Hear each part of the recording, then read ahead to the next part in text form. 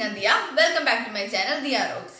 ഒരു രാത്രി മാത്രം വിരിഞ്ഞു നിൽക്കുന്ന ഒരു അത്ഭുത പൂവ്, അതിന്റെ മണവും സൗന്ദര്യവും കൊണ്ട് ആൾക്കാരെ ആകർഷിക്കുന്ന നിശാഗന്ധി. പക്ഷെ ഈ പൂവിനെ പറ്റി ഒരുപാട് മിത്തുകളും കെട്ടുകഥകളൊക്കെ ഉണ്ട്. അപ്പൊ ഇന്ന് നമ്മള് നിശാഗന്ധിനെ പറ്റിയുള്ള സത്യങ്ങളും രഹസ്യങ്ങളുമാണ് മനസ്സിലാക്കാൻ പോകുന്നത്. എന്താണ് നിശാഗന്ധി? നിശാഗന്ധി ഒരു രാത്രി വിരിയുന്ന അപൂർവ പൂവാണ്. ഇത് സാധാരണയായി രാത്രി 8 മണിക്ക് ശേഷം വിരിയാൻ തുടങ്ങുകയും പുലർച്ചെ വരെ മാത്രം നിൽക്കുകയും ചെയ്യും. ഇതിനെ തമിഴ്നാട്ടിൽ ബ്രഹ്മകമലം എന്നാണ് വിളിക്കുന്നത്. ഇത് കാക്ടസ് കുടുംബത്തിൽ പെടുന്ന ഒരു ചെടിയാണ്. ഇനി നമുക്ക് നിശാഗന്ധിയുടെ പ്രത്യേകതകളെക്കുറിച്ച് നോക്കാം. വർഷത്തിൽ 1 ചിലപ്പോൾ 2 തവണയൊക്കെ ഈ പൂ വിരിയും. പിന്നെ രാത്രി മാത്രമാണ് ഈ പൂ പൂർണ്ണമായും വിരിയത്തുള്ളൂ. നല്ല സുഗന്ധമാണ് ഈ പൂ വിരിയുമ്പം. പുലർച്ചെ ആകുമ്പോഴേക്കും ഈ പൂ മൊത്തമായും വാടിപ്പോവുകയും ചെയ്യും. ഇനി നമുക്ക് നിശാഗന്ധിയെക്കുറിച്ചുള്ള ചില മിത്തുകൾ കേൾക്കാം. വീട്ടിലെ നിശാഗന്ധി വിരിഞ്ഞാൽ വലിയ ഭാഗ്യം വരുമെന്നാണ് ആദ്യത്തെ മിത്ത്. രണ്ടാമത്തെ പറയുകയാണെങ്കിൽ പൂ വിരിയുന്നത് കണ്ടാൽ ആഗ്രഹം നടക്കും. അങ്ങനെയും പറയുന്നുണ്ട്. വിരിയുന്നത് കണ്ടാൽ എന്ന് പറഞ്ഞാൽ മൊത്തം വിരിയുന്നത് കാണാനല്ല, രാത്രി മൊത്തം ഇരുന്ന് വിരിഞ്ഞ് നിൽക്കുന്നതെന്ന് കണ്ടാൽ മതി. അപ്പോൾ നമുക്ക് ആഗ്രഹം നടക്കുമെന്നാണ് പറയുന്നത്. പിന്നെ നിശാഗന്ധി വീട്ടിൽ ദൈവിക ശക്തി കൊണ്ടുവരുമെന്നും മറ്റൊരു മിത്തുണ്ട്.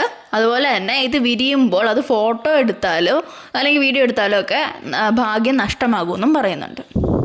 അപ്പം ഇങ്ങനെ മിത്തനുസരിച്ചാണ് പറയുന്നതെങ്കിൽ ഞങ്ങളുടെ ഭാഗ്യമൊക്കെ ഇപ്പോൾ നഷ്ടമായിട്ടുണ്ട്. കണ്ടോ, നിശാഗന്ധി വിരിഞ്ഞ് നിൽക്കുന്നതൊക്കെ വീഡിയോ എടുത്തിട്ടുണ്ട്. അപ്പോൾ അതിൻ്റെ ഭാഗ്യമൊക്കെ നഷ്ടമായി കാണും. ഇനി ഇതെല്ലാം ജസ്റ്റ് മിത്തുകൾ മാത്രമാണ് കേട്ടോ. ഇതൊന്നും അങ്ങ് തെളിയിക്കപ്പെട്ടിട്ടൊന്നും ഇല്ല സത്യമാണെന്ന്. ഇതെല്ലാം ജസ്റ്റ് ഒരു മിത്ത് മാത്രമായിട്ട് അങ്ങനെ നിൽക്കുകയാണ്. നമുക്ക് നിശാഗന്ധി എങ്ങനെ പരിപാലിക്കാമെന്ന് നോക്കാം.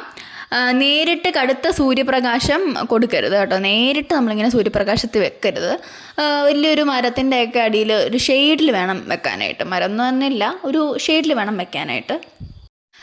ഈർപ്പം അല്പമുള്ള മണ്ണ് മതി കേട്ടോ. ഒരുപാട് ഈർപ്പം നിൽക്കുന്ന മണ്ണ് വേണ്ട, കുറച്ച് ഈർപ്പം നിൽക്കുന്ന മണ്ണ് മതി ഇതിന്. അതാണ് ഇതിന് ഏറ്റവും സ്യൂട്ടബിൾ ആയിട്ടുള്ള മണ്ണ്.